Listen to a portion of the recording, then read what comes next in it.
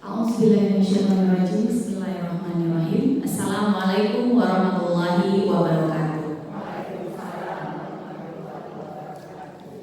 Innal hamdalillah nahmaduhu wa nasta'inuhu wa nastaghfiruhu wa na'udzubillahi min shururi anfusina wa min sayyiati a'malina. May yahdihillahu fala mudilla lahu wa may yudlil fala hadiya lahu. Asyhadu an la ilaha illallah wahdahu la syarika lahu wa asyhadu anna Muhammadan abduhu wa rasuluhu la nabiyya ba'da ila yaumil qiyamah. Rabbi shrah li sadri wa yassir li amri wahlul 'uqdatam min lisani yafqahu qawli. Rabbi zidni 'ilman nafi'an warzuqni fahman wasi'an wa 'amalan mutaqabbalan. Amin Allahumma amin. Subhanallah walhamdulillah wa la ilaha illallah Allahu akbar. La haula wa la quwwata illa billahil aliyyil azim. Ibu-ibu, saya mungkin panggilnya eyang-eyang, ibu-ibu, dan beberapa di sini kelihatannya ada yang sebaya dengan saya, teman-teman yang dimuliakan Allah. Adalah sebuah kebahagiaan dan kehormatan bagi saya untuk saja bisa main ke sini, ke masjid yang insya Allah penuh dengan keberkahan ini, dan ketemu dengan eyang dan ibu semuanya, menatap wajah-wajah yang penuh dengan cahaya syurga insyaallah, yang semoga pertemuan kita ini Allah berkahi dan Allah jadikan pertemuan ini kelak akan menjadi salah satu hujah kita di hadapan Allah bahwa kita adalah orang-orang yang ingin terus memantaskan diri bertetangga dengan Bunda Khadijah, Bunda Aisyah, Bunda Asia, dan juga Bunda Fatimah. 4 orang wanita utama yang kelak akan menjadi penghuninya para bidadari syurga, ditemani dengan wanita-wanita salihah, dan mudah-mudahan itu adalah kita. Pertama dan utama sekali kita panjatkan semua kesyukuran tanpa henti pada Allah Rabbul Izzati yang alhamdulillah begitu banyak keindahan yang sudah Allah berikan di hadapan mata kita. Yang semua keindahan itu semoga semakin menambah kesyukuran kita kepada Allah. Semua keindahan itu menambah ketaatan kita kepada Allah. Ada banyak orang di muka bumi ini yang tidak Allah berikan mata sehingga tidak bisa melihat secara fisik ciptaan-ciptaan Allah yang sungguh luar biasa. Ada banyak orang di dunia ini yang tidak Allah berikan pendengaran yang sempurna, dan karena itu mereka tidak bisa mendengar lantunan ayat suci Al-Quran yang begitu indah. Ada banyak orang di muka bumi ini yang tidak bisa bicara sehingga mereka tidak bisa menyampaikan kalimat Allah kepada sesamanya. Kita yang hadir di sini punya ketiganya. Allah berikan kita mata, Allah berikan kita telinga, Allah berikan kita lisan yang seharusnya itu kita gunakan untuk menyampaikan kalimat-kalimat Allah, mendengarkan ayat-ayat Allah, dan melihat seluruh ciptaan Allah yang tidak ada cacat sedikit pun di dalamnya. Semoga Allah karuniakan kita selalu menjadi orang-orang yang tahu berterima kasih. Senang ya Bu, kalau kita ngasih hadiah ke orang, terus orangnya berterima kasih kepada kita. Pasti kita bakal pengen ngasih lagi dan lagi dan lagi dan lagi. Gitu kan ya Bu? Tapi coba Bu, kita punya tetangga, kita kasih deh pisang goreng yang kita bikin dengan sepenuh hati, dengan cinta. Begitu kita kasih, dia bilang ini, gorengannya, iya saya tuh lagi diet Bu, lagi anti makan gorengnya. Tapi tar dulu deh, ini minyaknya apa?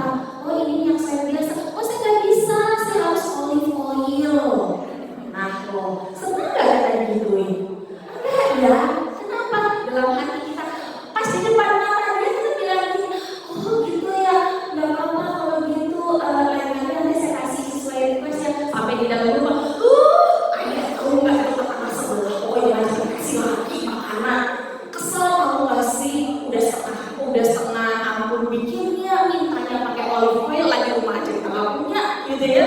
Jadi kita sebenarnya juga kesel. Lah kita manusia aja kesel kalau ada orang dikasih, kita ngasih hadiah apapun itu bentuknya, nggak ada ucapan terima kasih, nggak ada rasa bersyukur, apalagi Allah.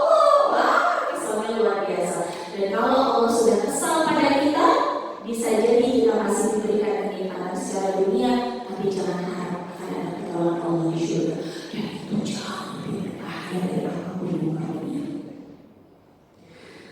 Alaihissalam semoga senantiasa tercurah limpahkan dan baginda kita yang tercinta Rasulullah Sallallahu Alaihi Wasallam, para ummahatul mukminin, anak-anak keturunan beliau dan juga para sahabat dan sahabatnya yang sudah terbukti dan teruji setia menemani perjuangan dakwah Rasulullah sampai di akhir hayat kita. Berdoa juga kita kepada Allah agar kelak kita bisa mewarisi jiwa-jiwa kesatrianya Sumayyah, seorang mujahidah pertama di muka bumi ini yang darahnya menetes karena perjuangan Islam. Seorang budak yang tidak punya keputusan atas dirinya sendiri. Dia nggak bisa bikin keputusan apapun atas dirinya sendiri, tetapi dia membuat sebuah keputusan yang belum tentu bisa diwarisi oleh anak-anak dan keturunannya, termasuk kita. Keputusan untuk menjadikan dirinya wafat di jalan Allah apapun kendala yang harus beliau hadapi. Salah satunya menerima siksaan yang luar biasa dari orang-orang kafir Quraisy. Itu gak mudah. Jadi ketika kita mendalami sirah-sirah sahabiah, ada banyak sekali value-value yang bisa kita dapatkan dari mereka, para pendahulu-pendahulu kita, untuk bisa kita jadikan sebagai value kehidupan kita. Ada lagi seorang sahabiah yang mudah-mudahan itu juga bisa kita tiru, tekad semangatnya yang luar biasa. Siapa itu? Nusaybah Ummu Umairah. Beliau sebetulnya adalah seorang wanita biasa,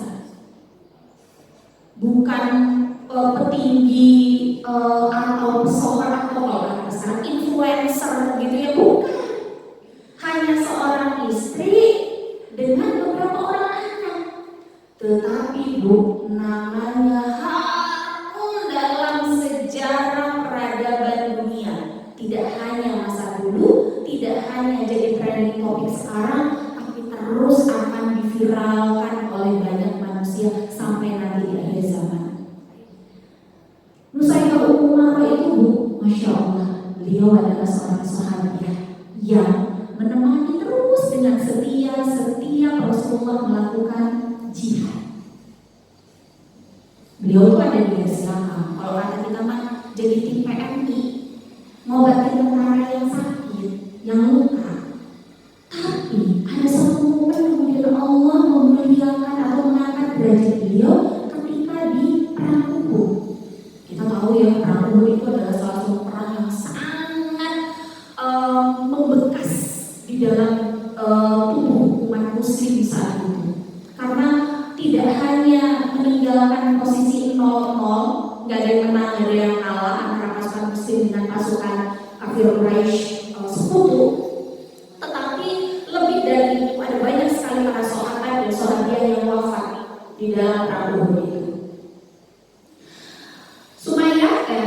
Nusaybah Ummu Umairah itu termasuk salah satu sahabiah yang ditempatkan di posisi belakang sebagai tim PMI.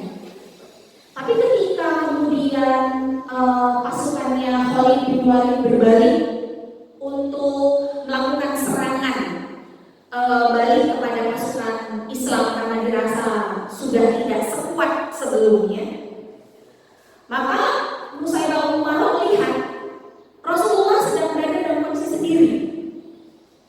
Tidak ada teman atau tidak ada sahabat yang menemani beliau atau melindungi beliau atau menjadi tameng beliau. Beliau sendiri. Dan supaya ada Nusaybah itu melihat dari kejauhan. Dan cuma ada satu yang ada di dalam pikiran Nusaybah.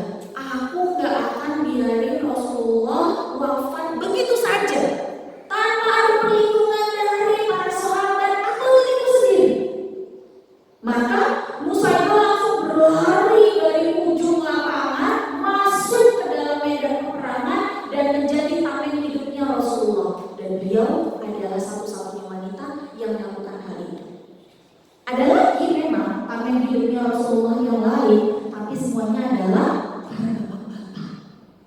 Dan hasil oleh-oleh yang didapetin sama Nusaybah sepulangnya perang Uhud, di dalam salah satu hadis dikatakan ada sekitar 15 luka di tubuhnya. Hadis yang lain mengatakan sekitar 20 luka di tubuhnya. Ya, so-so lah kalau kata anak muda sekarang. Lebih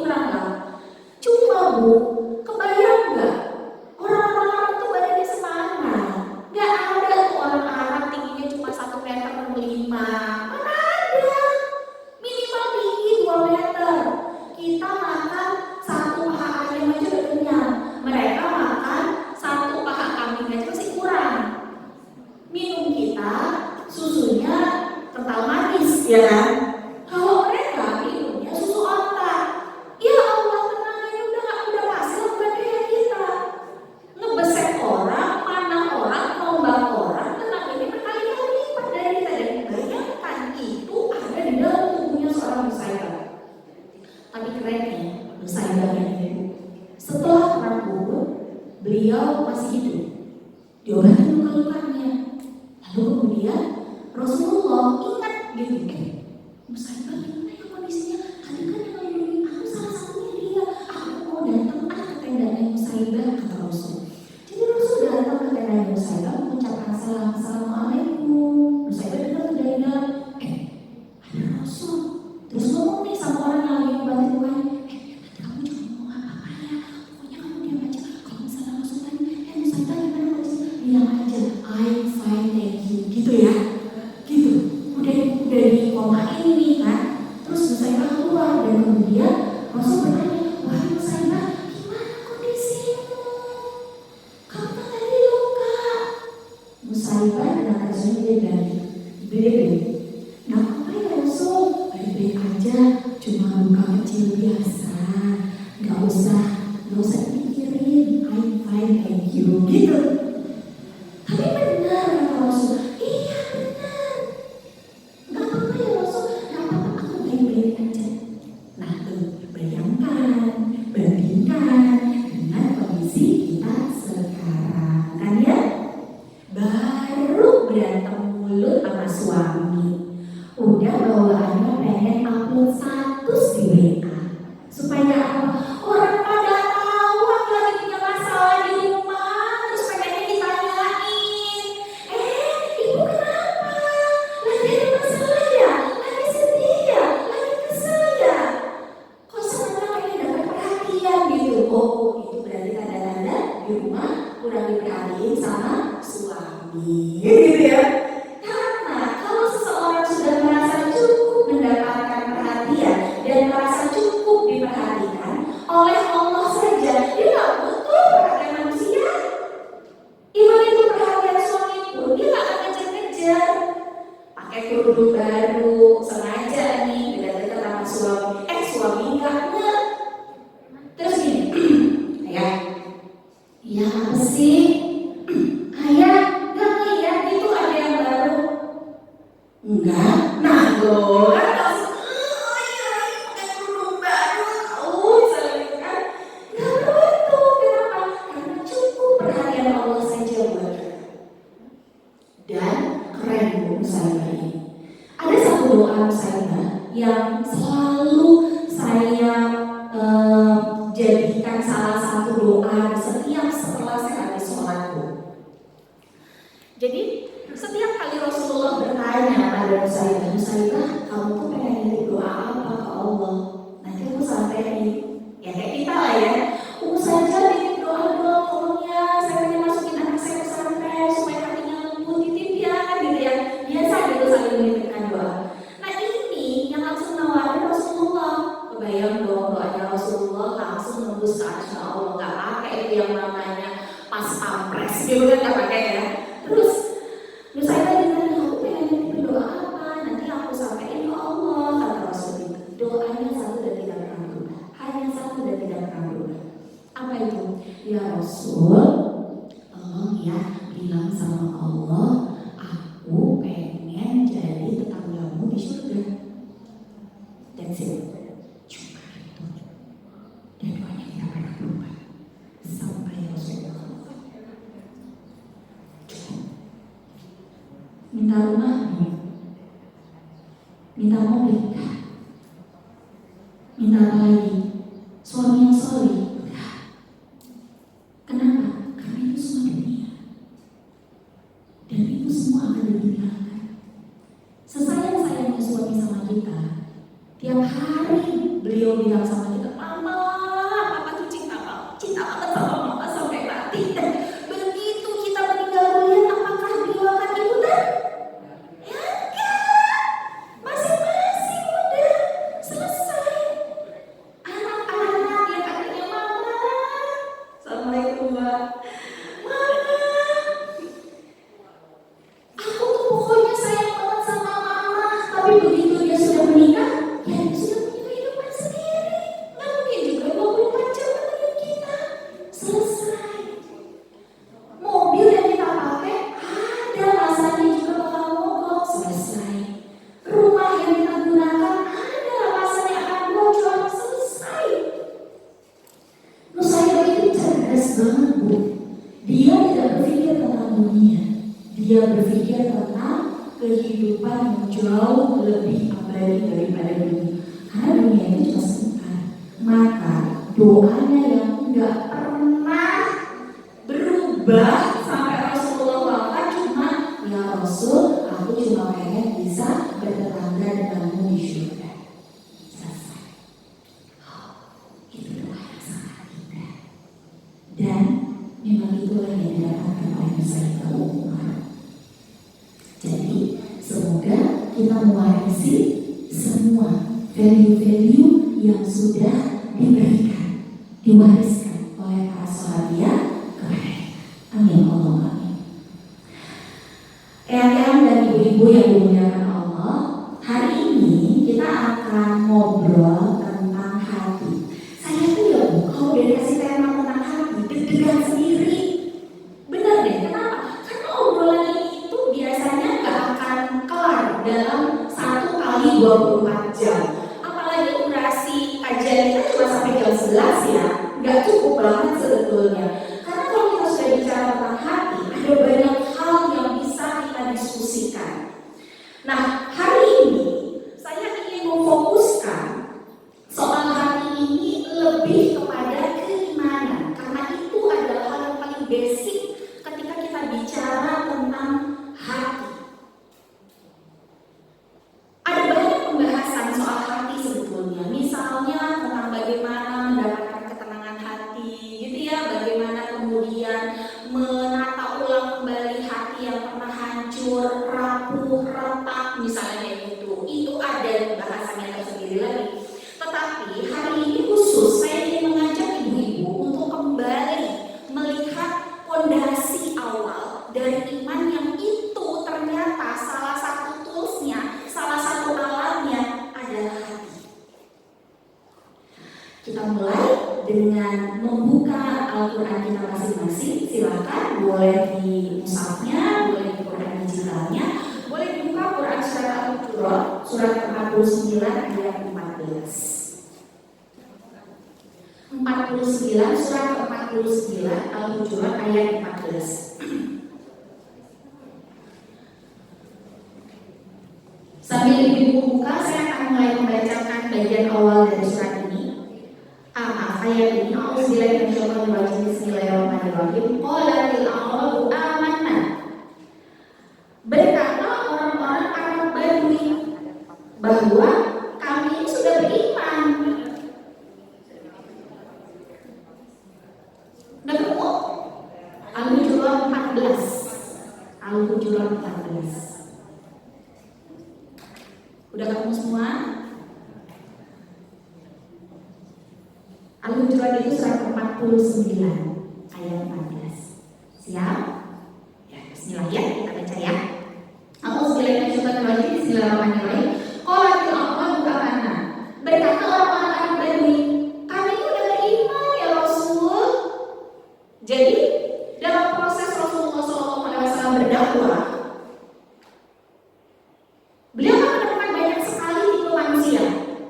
Ada yang betul-betul ketika sudah mengatakan asyhadu alla ilaha illallah wa asyhadu anna muhammadar rasulullah, ditinggal semua dunia yang ada dan betul-betul berkhidmat hanya kepada Rasulullah saja.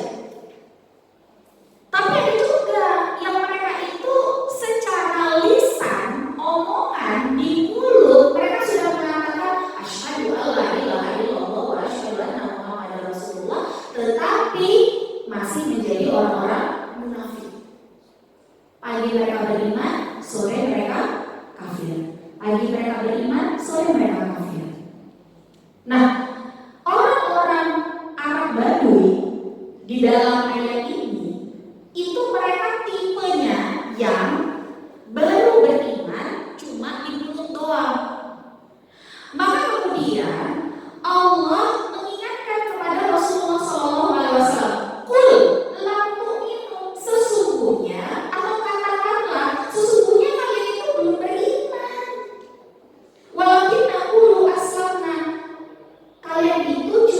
bilang kami udah berislam, bukan beriman. Kenapa? Walau yadkhulul iman fi qulubikum, karena iman yang sebenarnya itu fi qulubikum itu ada di dalam hati. Jadi level paling basic seseorang itu berislam adalah ketika dia bersyahadat. Tetapi itu saja belum cukup. Dia harus memasukkan kalimatul asyhadu alla ilaha illallah wa asyhadu anna muhammadar rasulullah fi qulub, di dalam hatinya. Makanya proses berimannya seseorang itu dimulai dengan akal dulu. Dia mencari tahu keberadaan Allah.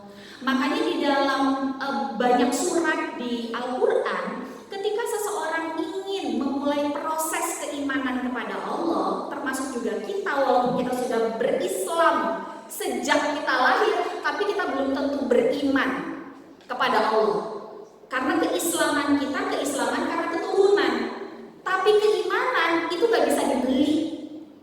Kalau kata Raihan, grup musik dari Malaysia, iman tak dapat diwarisi dari seorang ayah yang bertakwa. Ia tak dapat dijual beli, ia tiada di tepian pantai. Emang bener, Islamnya bisa didapetin, tapi imannya, oh maaf dulu, ini masalah fardan masing-masing individu.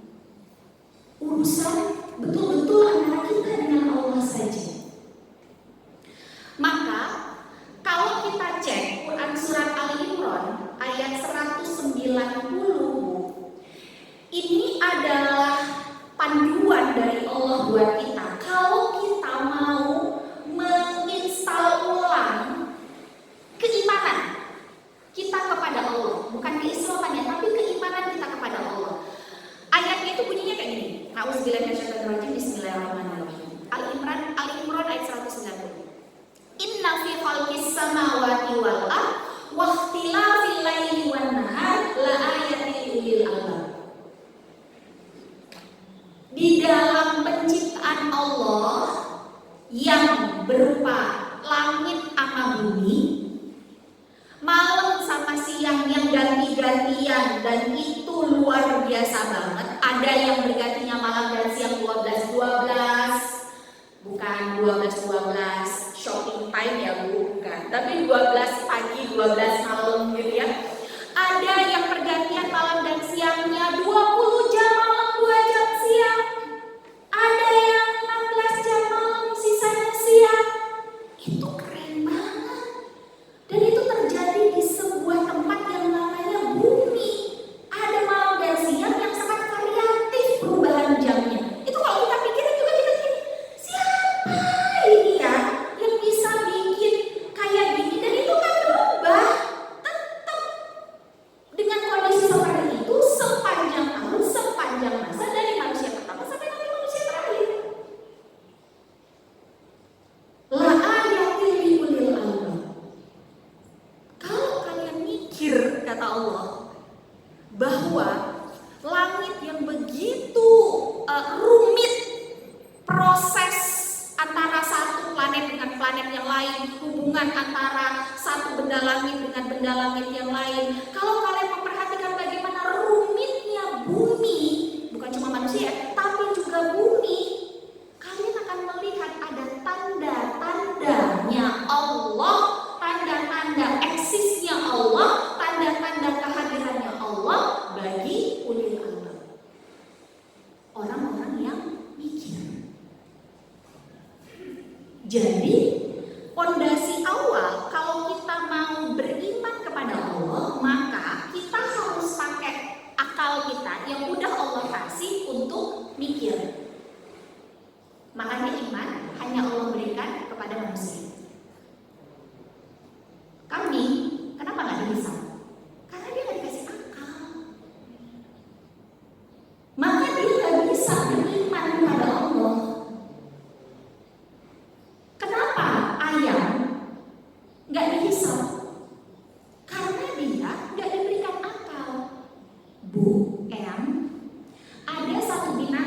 muka bumi ini yang dia homoseksual, yaitu babi.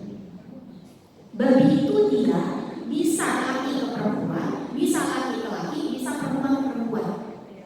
Itu tuh babi. Tapi sehomo-homonya babi itu dia gak akan dihisap sama Allah. Kenapa? Emang dia gak punya akal. Maka kalau kita ngomong sama orang yang udah kita omongin beban, kita bilangnya apa?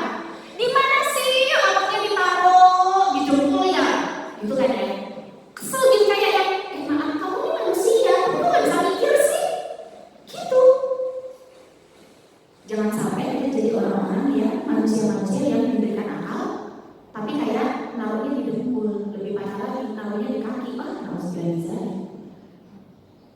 Nah, ini tuh yang pertama. Jadi kalau kita mau memperbaiki keimanan, bukan keislaman, karena itu udah kita dapetin sejak kita lahir rata-rata. Tapi kalau kita ingin memperbaiki keimanan, maka hal pertama yang harus kita lakukan adalah kita pakai akal kita untuk mikir dulu tentang semua yang ada di sekitar kita. Aduh, jauh banget mikirnya Om saya. Kalau gitu kita pikirkan tentang diri kita sendiri saja. Sangat mudah. Gini deh, di badan kita ini Bu, ada rambut kan, mulai dari di kepala, ketiak, dan bagian-bagian yang lain. Tapi kenapa? Padahal sama-sama rambut. Ada yang dia bisa panjang, ada yang nggak akan panjang-panjang. Ibu-ibu di sini, ada nggak yang pernah ngalamin harus motong rambut yang ada di alisnya secara rutin, sama kayak ibu-ibu motong rambut? Nggak ya? Kenapa? Yang di sini tuh nggak nambah panjang, dari kita lahir sampai sekarang masih segini-segini aja, sampai kita meninggal nanti pun segini-segini aja nih alis, tapi rambut nggak dipotong dari lahir sampai sekarang. Wow, udah sampai mana? Makanya ada orang yang rambutnya terpanjang di dunia, berapa meter tuh. Ini rambut sama alis nggak ada sejengkal jaraknya, tapi kok bisa yang di sini, yang di alis dibikin sama yang menciptakan itu, nggak usah bikin kita ribet. Nggak ada tuh orang yang kalau melihat orang saking dia belum pernah motong alisnya tuh jadi, maaf ya, ibu ini alis belum sempat dipotong. Tuh, sayangnya Allah sama kita, nggak dibikin kita ribet harus motong rambut alis, itu enggak. Siapa di sini yang harus motong bulu matanya? Nggak ada. Sama Allah udah dibikin, maka kita ini bisa melihat. Begitu kita melek langsung bisa melihat. Begitu habis bangun tidur langsung bisa buka mata. Nggak perlu aduh ya Allah, ini lupa banget ini mau motong bulu mata, susah banget bukanya. Enggak ya? Pernahkah kita berpikir betapa menakjubkannya kita diciptakan oleh Allah hanya dari sisi rambut aja? Betapa yang menciptakan kita itu sudah membuat kita sangat presisi. Beberapa bagian dari tubuh kita, khususnya rambut, sengaja dibuat panjang untuk efek manfaat dan juga beauty. Tapi beberapa lagi dibuat gak perlu panjang karena dia akan merusak estetika. Ya contohnya itu tadi, alis sama bulu mata. Keren ya Bu? Masya Allah.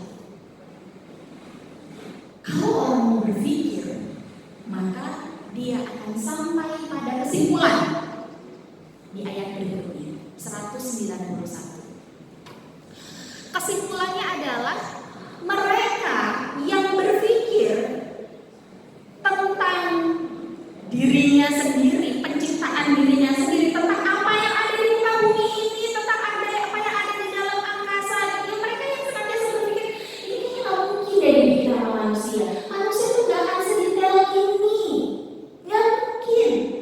Mereka nanti akan sampai pada sebuah konklusi atau kesimpulan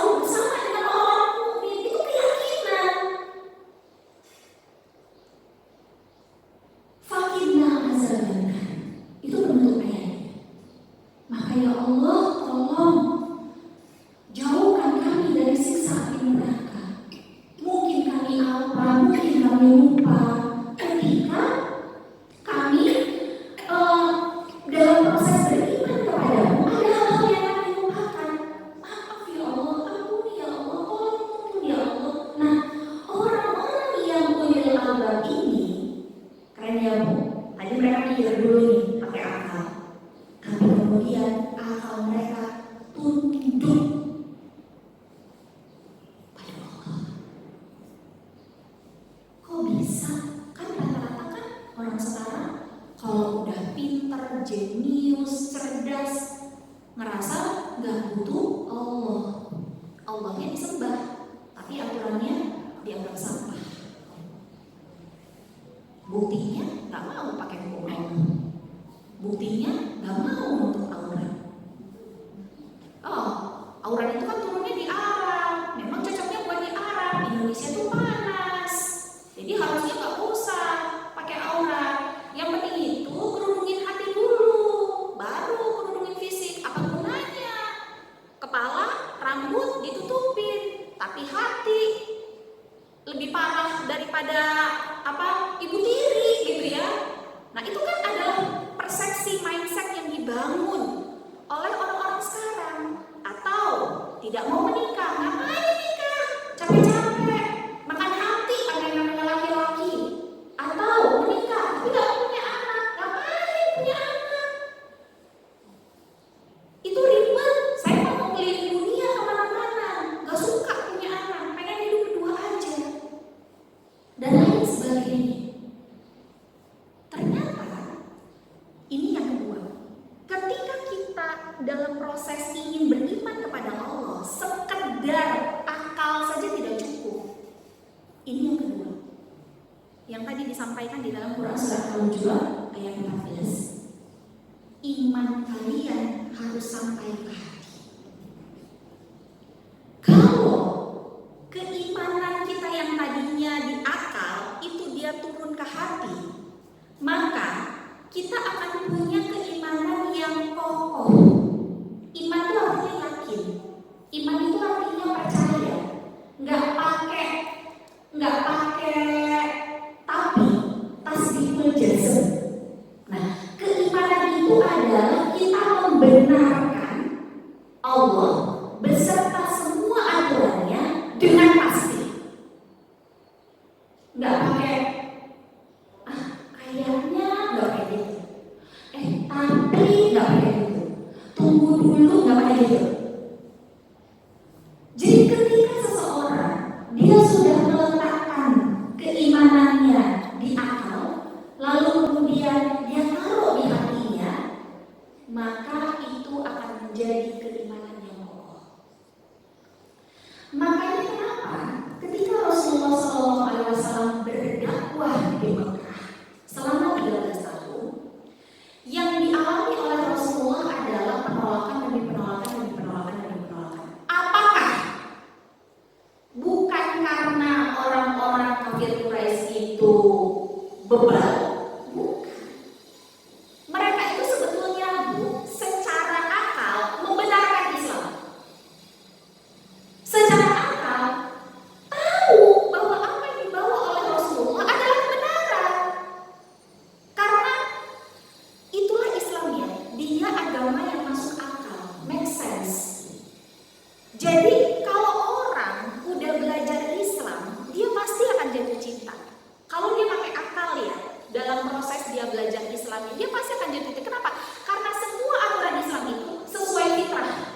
Itu pasti. Itu sesuai fitrah. Jadi kita ini dimanusiakan oleh Islam. Dimanusiakan oleh Islam. Contohnya, ini contoh paling gampang. Islam itu sesuai fitrah ya, contoh yang paling gampang. Di dalam Islam, menikah itu sunnah. Digesa, didorong. Bahkan ada hadisnya ya. Terburu-buru itu perbuatan setan, kecuali 3. Salah satunya adalah kalau kita punya anak gadis, atau kalau kita sendiri sudah sampai masanya sudah harus menikah gitu ya, menikah. Tuh, didorong. Dan itu untuk semua kalangan. Baik dia yang rakyat biasa, pemimpin negara, atau ulama, semuanya didorong untuk menikah. Lihat agama yang lain. Paling gampang misalnya biksu. Menikah enggak? Enggak. Laki-laki perempuan malah pakaiannya sama. Semuanya harus dibotakin. Bajunya semuanya sama. Bahkan maaf ya Bu, yang wanita-wanitanya itu malah mereka ukuran payudaranya sengaja dibebet gitu ya, pakai kain supaya terlihat rata. Disamain Bu sama laki-laki. Padahal manusia itu fitrahnya punya namanya ghorizah mau.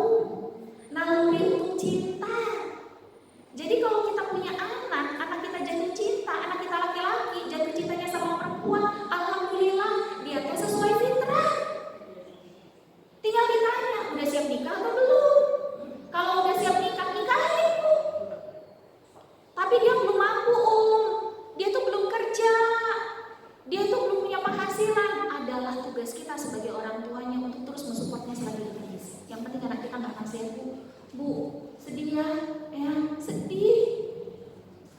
Di Ponorogo 200 lebih siswi minta dispensasi ke pengadilan.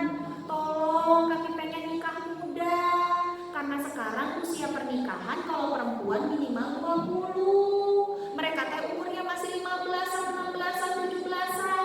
Kenapa rame-rame minta supaya boleh dinikahkan padahal tidak sesuai dengan aturan negara, umurnya masih jauh di bawah itu? Karena mereka udah kadu tekdung. Dan itu angkanya terus bertambah dari tahun ke tahun. 2022, 1.300 orang yang mengajukan dispensasi ke pengadilan. Seluruh Indonesia ya Bu, tahun 2021 mengajukan dispensasi ke pengadilan agar mereka bisa dinikahkan lebih cepat dari aturan negara. Kasusnya tekdung lagi. 2020 angkanya naik 1.400. 2019 angkanya di 800. 2018 angkanya di 600. Bu, angkanya naik terus, bukan turun. Dan Ibu tahu Ponorogo eta teh kota santri. Di situ teh ada gontor. Bukan kayak Bintaro gitu, yang di sini belum ada pesantren yang gimana gitu. Itu gontor. Pencetaknya ulama-ulama paling keren, paling bagus, nomor wahid di negeri kita. Ada kejadian itu. Kenapa? Karena sekarang ini rangsangan dari luar terus menghadang anak-anak kita, sementara aturan negara memaksa mereka tidak boleh segera menikah. Kita pun orang tua sering ngerasa kamu tuh terlalu muda. Umur berapa? 25. Ya ampun, baru anak kemarin sore udah minta nikah. Akibatnya mereka ngandang, ngandung, gak undang-undang. Manusia itu harusnya ngundang, ngandang, baru ngandung. Ini tuh udah kayak gitu kondisinya. Dan itu bukan hanya di kota besar, di kota kecil seperti kota tempat kelahiran saya, Tebing Tinggi di Sumatera Utara, itu masih 2 jam lagi dari Medan. Terakhir saya pulang, saya dapat kabar dari teman-teman yang ada di sana, kondisinya lebih kurang sama. Ada banyak anak-anak muda usia SMP dan SMA yang sekarang sudah hamil di luar nikah. Rangsangan dari luar tuh ngeri. Sementara kita sebagai orang tua itu tidak memberikan ruang kepada anak kita untuk memenuhi fitrahnya. Hati-hati. Nah itu Islam tuh dia sesuai fitrah. Jadi biksu, biksuni gak menikah. Akhirnya apa? Sama level. Pastor, biarawati gak boleh nikah. Harus hidup sendiri. Karena kalau nikah itu kotor. Pernikahan itu dunia. Dunia itu kotor. Kalau mau dekat sama Tuhan harus suci. Suci itu berarti gak boleh dekat sama dunia. Nah itu. Akhirnya mereka gak nikah, tapi sama level. Makanya Umi Irena Handono tuh pernah bilang gini.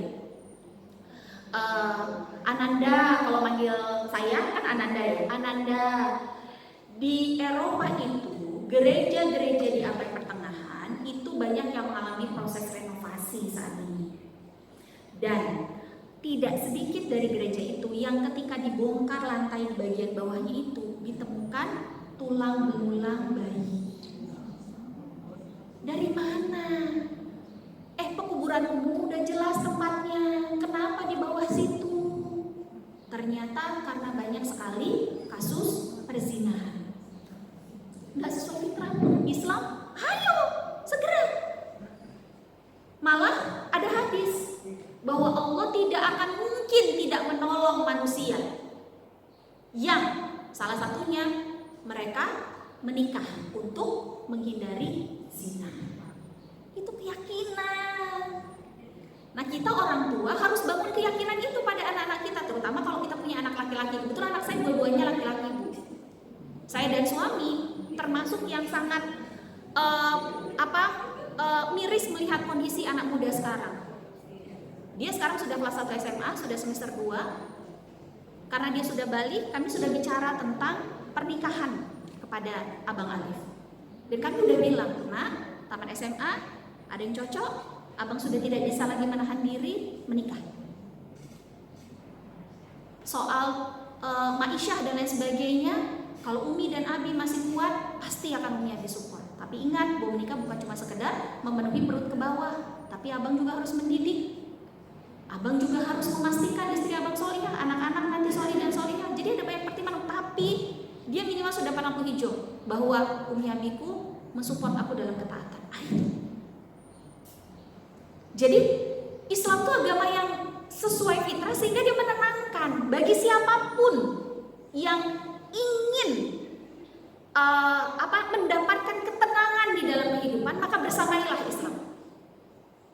Ada banyak orang yang secara duniawi dia punya banyak uang, famous, terkenal. Contohnya lah paling gampang misalnya Whitney Houston. Wah, kayaknya itu artis favorit kita ya Bu ya.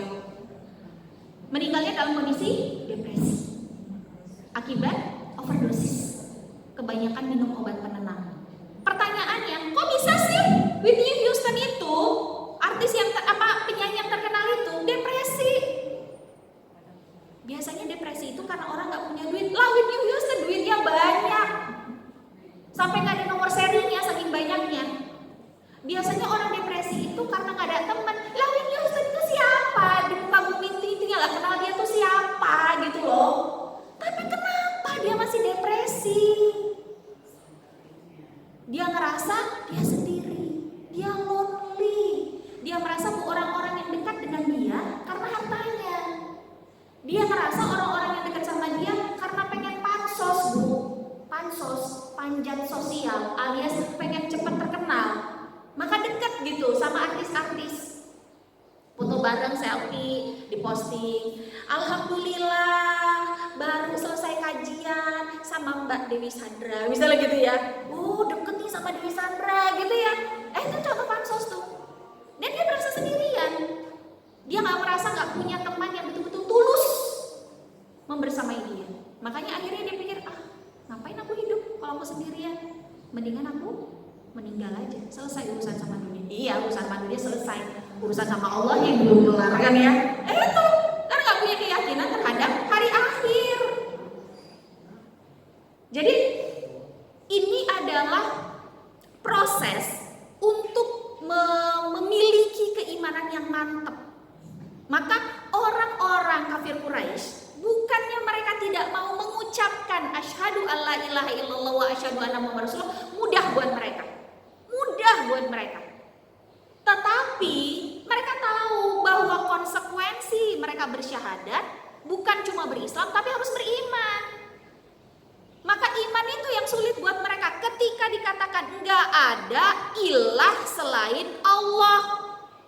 Ilah itu bukan cuma sekedar nyembah Allah kayak sholat gitu. Bukan.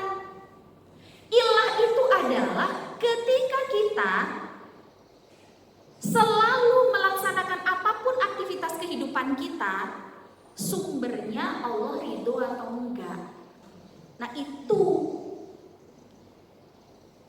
Jadi ilah itu bukan cuma sekedar secara physically, tetapi manut dalam sebuah aturan kehidupan. Jadi ilah dalam sholat, berilah kepada Allah dalam sholat, berilah kepada Allah dalam saum, berilah dengan Allah dalam menutup aurat.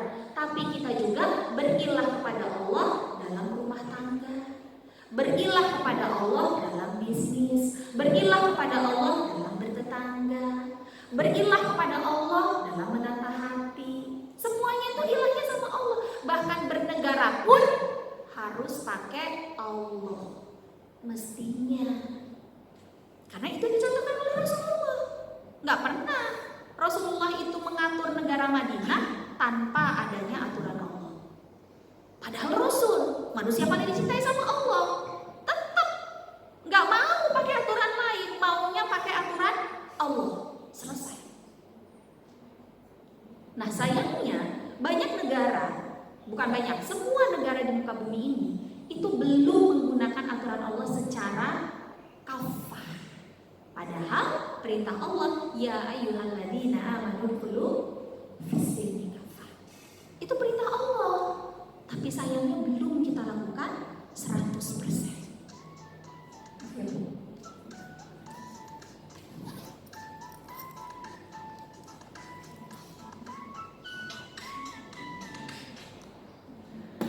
Nah, jadi kita kembali ke persoalan hati. Tadi untuk mendapatkan kualitas keimanan yang mantap, pertama gunakan akal untuk memikirkan semua apa yang sudah Allah tampakkan, hamparkan di muka bumi ini, termasuk berpikir tentang diri kita. Nanti kita akan sampai di kesimpulan, gak ada satupun ciptaannya Allah itu yang gak perfecto, dan gak ada satupun ciptaannya Allah itu yang bisa di copy paste, di cloning sama manusia, gak ada. Dan kemudian proses yang kedua adalah menancapkan itu di dalam hati kita. Maka fungsi pertama hati bagi manusia Allah berikan adalah untuk memantapkan keimanan yang sudah diisas lewat akal. Makanya orang mukmin itu dia perpaduan akliyah sama nafsiyah. Akliyah itu ini akal, nafsiyah itu nih qalbu, hati. Makanya orang mukmin dia akan punya saksiyah Islam, kepribadian Islam kalau dia kombinasi dari dua hal. Orangnya pinter, akliyahnya mantep, nafsiyahnya juga keren. Dua-duanya. Dia akan jadi orang yang tenang, dia akan jadi orang yang berpikir dulu sebelum memutuskan sesuatu, dia tidak akan tergesa-gesa. Dia akan menjadi orang yang tahu kapan harus ngegas, kapan harus ngerem.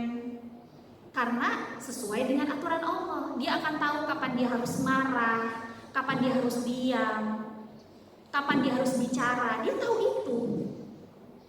Jadi keren kepribadian seorang muslim itu ketika akliyah sama nafsiyahnya bergabung menjadi satu kesatuan yang utuh. Nah, jadi fungsi utama hati di dalam Islam Allah berikan kepada kita itu adalah untuk menyempurnakan keimanan yang sudah kita dapatkan prosesnya lewat akal. Itu paling pondasi. Apakah itu sudah ada di dalam diri kita masing-masing? Nah, itu tinggal nanti kita muhasabah sendiri-sendiri. Sudah sampai nggak di proses itu? Karena kalau dia sudah ada di situ, kita sudah menjadikan hati kita sebagai pelengkap dari akal untuk beriman kepada Allah. Maka nanti konsekuensinya adalah kita akan bersikap sami'na wa ata'na terhadap apapun yang Allah perintahkan. Nggak akan ada lagi kata-kata tapi, nanti, tunggu dulu, bentar besok gitu ya. Udah nggak ada lagi, Bu. Udah tinggal, ya Allah apa lagi yang mesti dikerjain, yang mana lagi yang belum, ya Allah kasih tahu. Nah, inilah yang bisa kita dapatkan contohnya dari para sahabat dan para sahabiah kita. Bagaimana ketika mereka sudah sampai di level iman, maka apapun yang Allah perintahkan mereka jalan. Apapun yang mereka apapun yang Allah mau, mereka bilang iya. Nggak nunggu besok, langsung. Contohnya di dalam perang Uhud, seorang anak muda yang baru menikah, Hanzalah, ya. Ini kisahnya juga sangat terkenal. Baru menikah, malam pertama belum sempat mandi junub, pada menjelang subuh mendengar pasukan kaum muslim bergegas menuju medan Uhud. Hanzalah keluar bertanya kepada yang lewat dari depan rumahnya, ada apa ini? Kau udah siap-siap? Kalian mau kemana? Iya Hanzalah, Rasulullah memerintahkan kita harus segera berangkat ke Uhud. Tunggu dulu, aku mau ikut. Hanzalah, tapi kan kamu baru menikah, udah nanti aja aja kalau ada. Enggak, aku ikut sekarang, bukan nanti.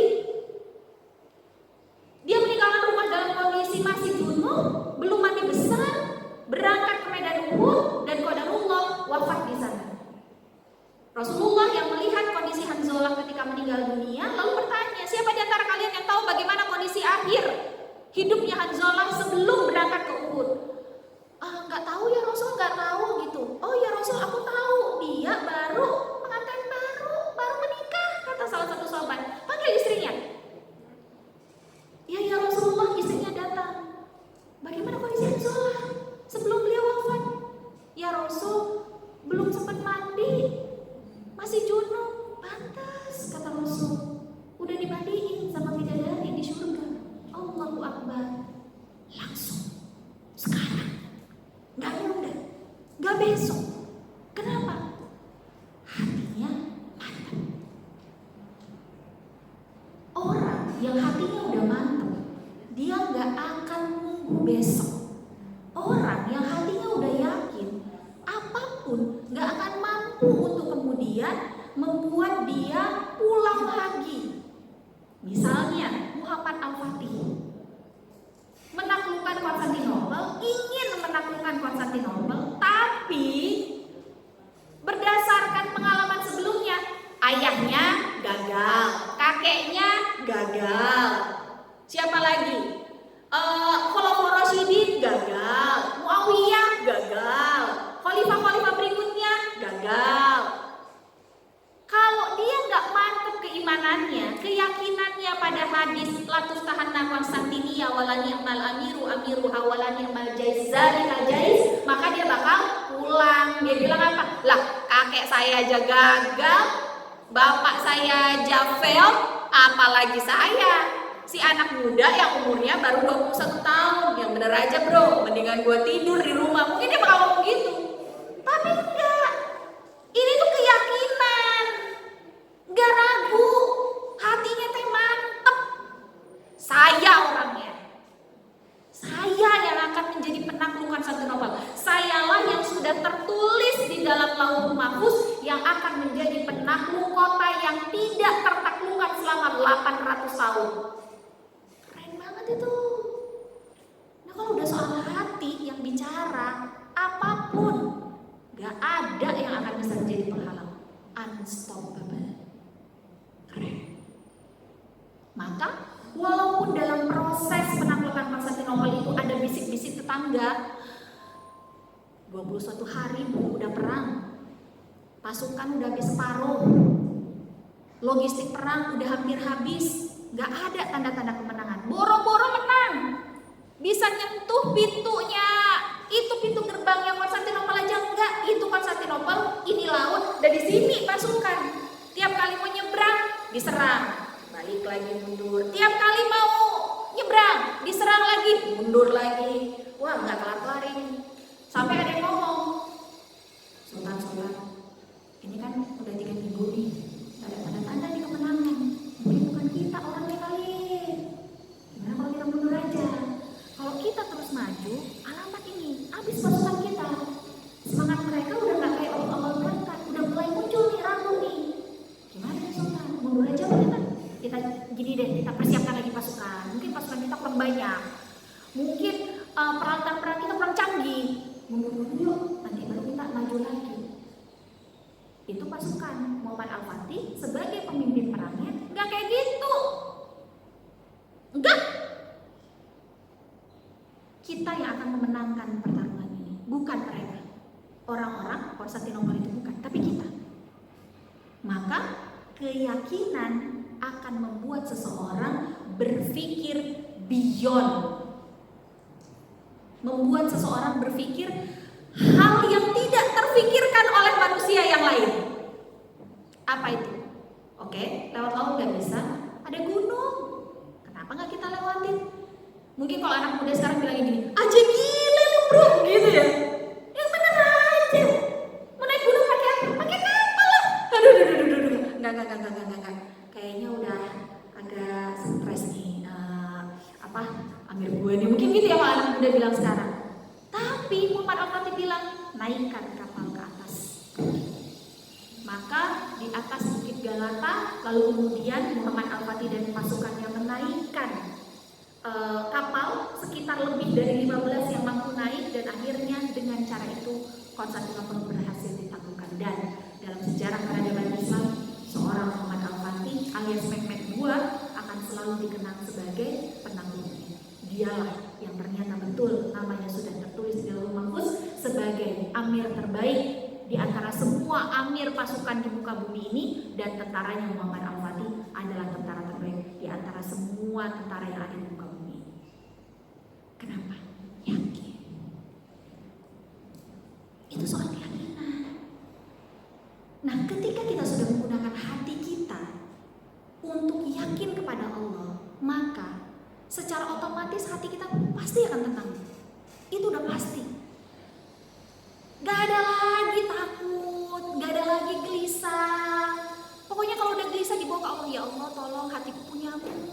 Tolong ya Allah apa yang mesti dilakukan. Tolong ya Allah kasih tahu mana harus kaki ini melangkah untuk menjemput pertolonganmu. Ya Allah tolong. Gimana lisan ini harus bicara. Ya Allah tolong. Ya Allah tolong. Kita tolong udah sama Allah aja. Dan itu yang dilakukan Muhammad Al-Fatih ketika dia mendapatkan kegelisahan di antara pasukannya. Dia minta tolongnya sama Allah. Ya Allah tolong. Keren banget. Soal keyakinan. Sayangnya saat ini ada banyak sekali umat muslim yang bermasalah soal keyakinan. Berarti dia punya masalah di hati. Hatinya tuh gak yakin.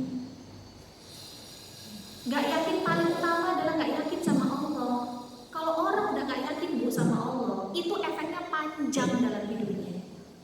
Dia juga gak akan percaya 100% ketika suaminya keluar rumah. Bawaannya curiga terus.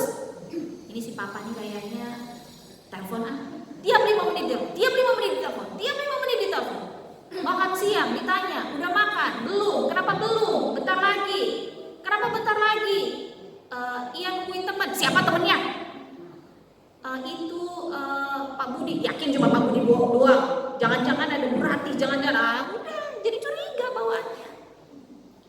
Sama anak juga kita jadi gak bisa percaya 100%. Karena kita udah gak yakin. Padahal seharusnya dimanapun anak kita berada, titipkan aja udah sama Allah, dan titipin aja. Karena kita juga gak punya CCTV untuk ngawasin dia. Tapi kan CCTV-nya Allah gak pernah mati. Bisa tuh CCTV di kilometer 59 itu mati gitu ya. Bisa tuh CCTV di rumahnya Sambo juga dimatiin ya. Tapi CCTV-nya Allah kan gak mati. Jadi ada Allah. Udah bismillah percaya. Kakak mau kemana? Mau ke mall. Sama siapa nak? Sama ini. Pulang jam berapa nak? Jam segini. Ya udah berangkat. Udah gak usah ada curiga lagi. Serahkan sama Allah aja. Kita kan jadi tenang. Sama tetangga, kita juga gak akan ada bawaannya rasanya curiga gitu ya. Ini tetangga gak keluar-keluar, jangan-jangan. Enggak. Kita akan tenang. Apapun dalam kehidupan kita akan tenang. Kenapa? Karena hati kita udah kita cantolin sama yang punya hati. Selesai. Jadi ketika kita bicara tentang hati, ibu-ibu yang dimuliakan Allah, inilah yang menjadi fondasi awalnya.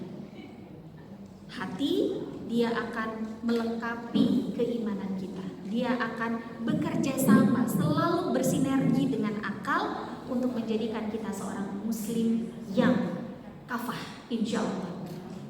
Dan ketika seseorang hatinya sudah terpaut kepada Allah, maka apapun yang ada di dalam kehidupannya akan dia bisa jalani dengan penuh ketenangan. Kenapa? Innallaha ma'ana, Allah bersama dengan saya. Bolehlah kamu punya semuanya, ambil gitu ya. Tapi kalian tidak memiliki Allah. Ini Bu, menarik sekali. Kemarin baru saya sama suami itu baru selesai berguru ya pada ownernya OMDC. Ibu-ibu pernah ada yang periksa gigi di OMDC Bogor ini, Bintaro, klinik OMDC, OMDC tulisannya. Keren Bu, klinik gigi di OMDC ini dia konsepnya kayak bioskop. Saya pertama kali masuk ke OMDC Bogor ini, saya bingung ini klinik gigi apa tempat nonton film gitu. ada yang jualan popcornnya macam-macam, dan memang dia siapkan satu ruangan khusus teater mini untuk nonton sambil nunggu jadwal ini ke dokter giginya gitu ya. Mereka Kang Toto dan Dokter Oktri itu sudah menjalani bisnis OMDC itu 10 tahun. Terus kemarin beliau cerita, setelah kami ngobrol panjang gitu ya, insya Allah ada vlognya, nanti Ibu bisa nonton vlognya di Cinta Quran TV. Tolong di like, di komen, dan di subscribe. Terus satu yang menarik Bu, statementnya Dokter Oktri. Jadi mereka tuh yang namanya bisnis pasti ada pesaing ya Bu ya, yang sama-sama klinik gigi gitu kan. Terus klinik gigi yang baru ini baru setahun udah buka 10 cabang karena mereka memang pakai pembiayaan. Terus kalau MDC itu bisnisnya memang tumbuh secara alami. 10 tahun mereka berjalan, mereka baru punya 13 cabang, 11-nya untuk berbayar dan 2-nya free. Jadi mereka punya 2 klinik gigi gratis yang buka setiap hari untuk perawatan gigi, kemudian yang kedua adalah untuk sunat. Jadi mereka punya program sunat massal. Terus timnya udah mulai dedekser nih Bu, karena di mana ada MDC tidak jauh dari situ ada klinik gigi yang itu gitu. Di mana ada MDC nggak jauh dari situ ada klinik gigi itu. Lah kalau kita bisnis terus ngelihat ada pesaing kita, ya kayak gini lah Bu, Indomaret nggak pernah jauh-jauh dari Alfamart, ya kan ya, kayak gitulah kira-kira. Itu kan dedekser ya, kayak emang gak ada tempat lain apa? Banyak loh, Bintaro ini luas loh. Sektor 1 sampai sektor berapa sekarang? 9, ada lagi nggak? Udah ada yang new malah yang arah-arah sana kan ya, Bintaro itu udah luas banget sekarang. Itu kita kan mikirnya gini, banyak loh tempat yang lain, kenapa kamu harus ngambil 2 blok setelah aku? Kalau kita nggak yakin, kita akan ngerasa bahaya nih, omset, bahaya nih, duit masuk cash in, yang biasanya sendiri buat kita sekarang pasti kepecah 2 sama dia. Apalagi dia bikin promo harga murah apa segala macem gitu ya. Tapi keren banget Dokter Oktri itu menurut saya. Beliau bilang gini sama timnya, tenang, dia boleh buka bahkan samping-sampingan sama kita. Dia boleh bikin promo marketing gila-gilaan, jatuhin harga segala macem, kemudian bilang kualitas nomor 1 boleh. Tapi satu yang dia nggak akan punya dan nggak akan mungkin bisa ngejar kita, apa itu? Dia nggak punya Allah, kita ada Allah. Kenapa? Karena yang punya bukan Muslim. Selesai.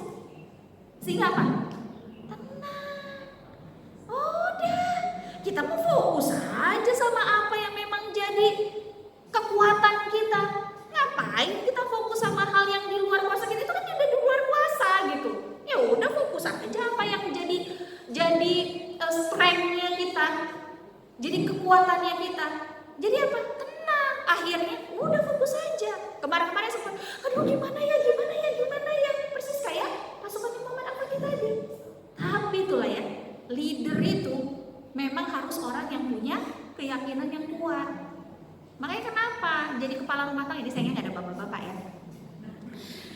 Saya tuh sering bilang Bu, kalau lagi kajian gitu ya, kalau kebetulan lagi ngisi bersama dengan suami gitu ya, saya selalu bilang sama bapak-bapak tuh harus punya kualitas keimanan yang lebih daripada ibu-ibu. Itu harus Pak, karena bapak tuh kowam, bapak tuh leader. Kebayang nggak kalau leadernya peragu, siapa yang bakal jadi leader? Istri. Kepengen sih, gemes gitu ngeliat suami yang kayak apa putusin dong Pak, putusin gitu. Tunggu deh sebentar, tunggu seminggu nggak juga, 2 minggu nggak juga, sebulan nggak juga, gemes, gregetan, pengen gantiin posisi. Tapi kita udah belajar kan ya, nggak gantiin posisi bawaannya, pengen garuk-garuk dinding kan ya, gitu.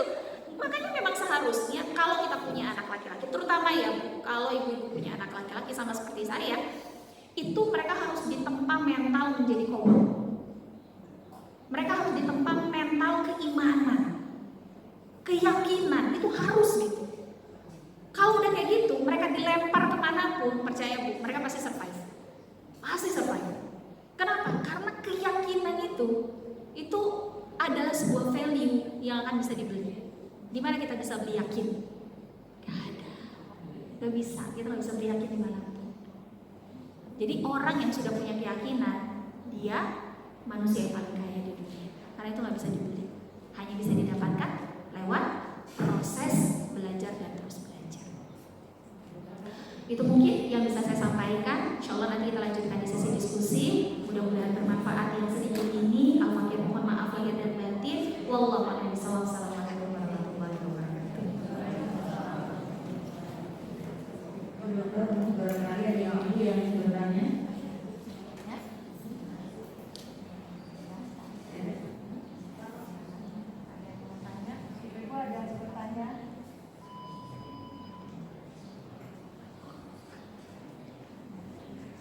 Kalau gitu saya bertanya nih, Bu, sebentar. Siap. Kalau apa yang dari penjelasan Muhammad tadi, kalau menurut saya seharusnya kalau sudah kita memiliki suatu keimanan, keyakinan mantap, tentu dengan keyakinan oleh Allah, ya kita jadi kan keimanan itu kita terapkan dari apa yang telah Allah berikan kepada kita. Dan saya berpikir seharusnya tidak ada lagi keimanan yang turun naik gitu ya. Apa demikian? Kalau saya kan orang saya mendengar keimanan saya lebih turun nih, lebih naik gitu. Iya. Bagaimana? Ya, menarik pertanyaannya. Ada yang bilang bahwa aku lagi futur nih, kayaknya imanku lagi drop. Jadi sebetulnya yang naik dan turun itu bukan iman, karena iman itu dia kayak bola harus berjalan. Dia nggak boleh ada yang bocor, dia nggak boleh ada yang gepeng, itu nggak boleh. Iman tuh dia harus bulat utuh, keisi penuh. Tapi suasana keimanan, jadi suasananya yang kadang itu mempengaruhi. Jadi gini, Kayak bola Bu. Bola itu dia kan utuh gini ya. Tapi kan dia posisinya nggak selalu ada di atas meja. Bisa jadi dia ada di lumpur. Kotor nggak? Kotor. Bisa jadi dia ada di ruang ber-AC. Dingin nggak? Dingin. Tapi bentuk bolanya ya akan tetap kayak gitu. Jadi iman tuh kayak bolanya Bu. Nah, suasananya adalah yang ada di sekitarnya. Makanya kalau orang solih dia ditaruh di lingkungan maksiat sedikit banyak dia akan kepengaruh. Kayak bola ditaruh di lumpur bakal kotor. Iya. Makanya dia bisa jadi futur karena dia ditaruhnya di lumpur, kan kotor.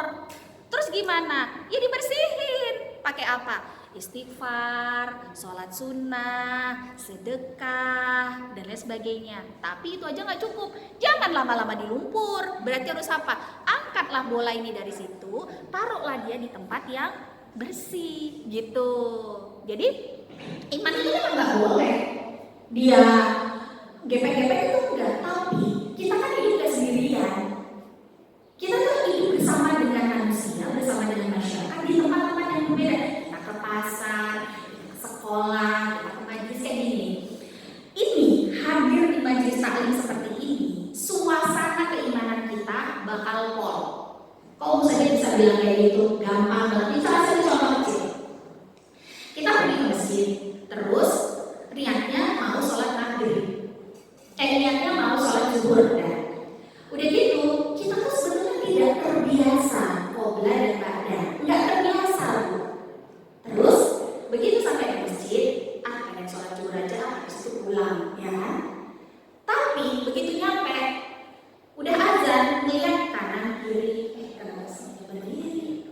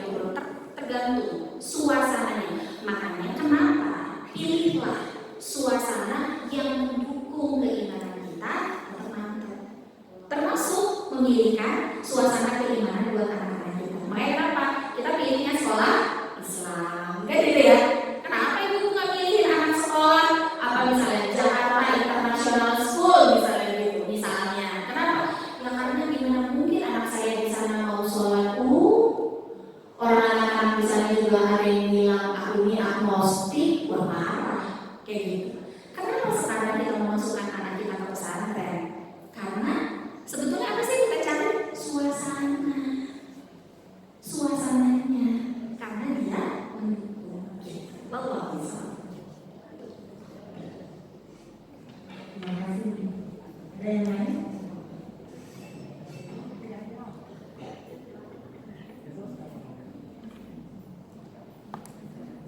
Ada yang mau bertanya, Ibu?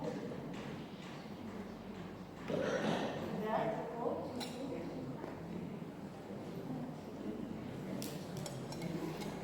Baik,